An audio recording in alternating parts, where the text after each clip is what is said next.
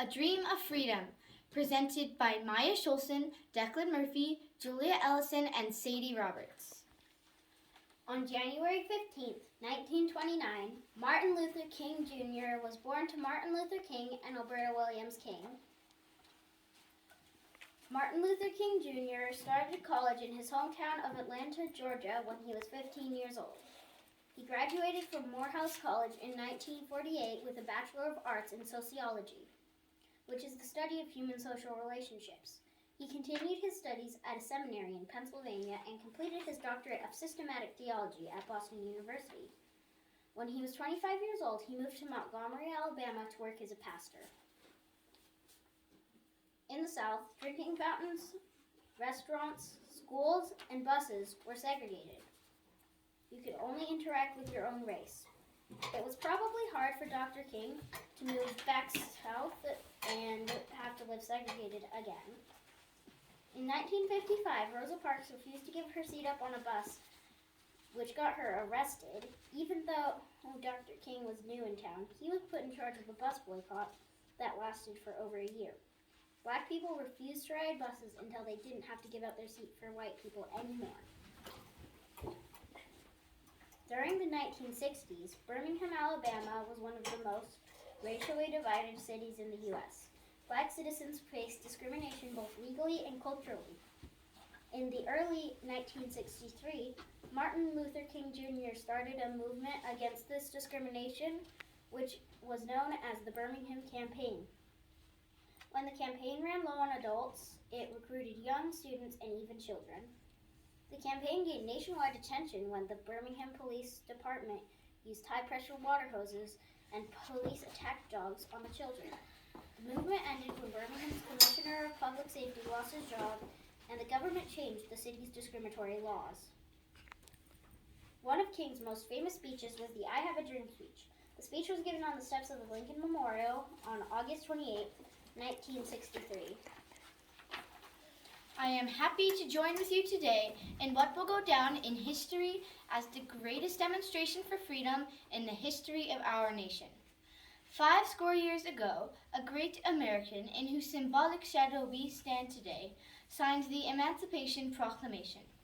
This momentous decree came as a great beacon light of hope to millions of Negro slaves who had been seared in the flames of withering injustice. It came as a joyous daybreak to end the long night of their captivity. But 100 years later, the Negroes still are not free. 100 years later, the life of the Negro is still sadly crippled by the manacles of segregation and the chains of discrimination. Surprisingly, although King had used the phrase, I have a dream, to address crowds many times before, this phrase was not found in the final draft of the I Have a Dream speech.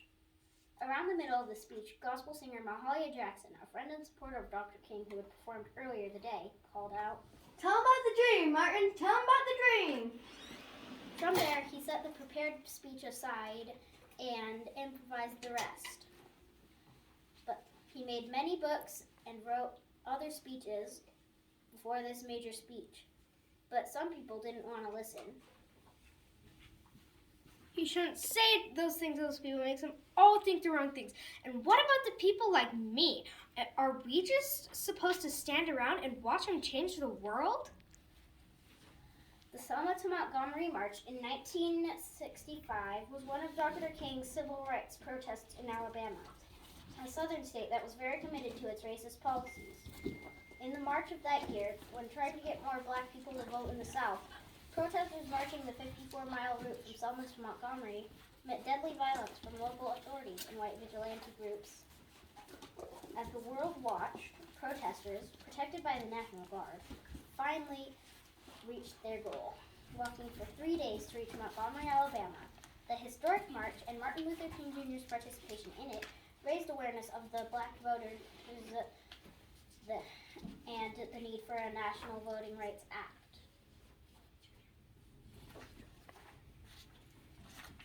Dr. King was awarded the Nobel Peace Prize in 1964 for his nonviolent struggle for civil rights for the African American population. During less than 13 years of Dr. King's leadership, we achieved more genuine progress towards racial equality, that in the past 350 years have produced. Dr. King is widely regarded as one of the world's greatest nonviolent leaders in history. He was assassinated in Memphis, Tennessee, 1968 for his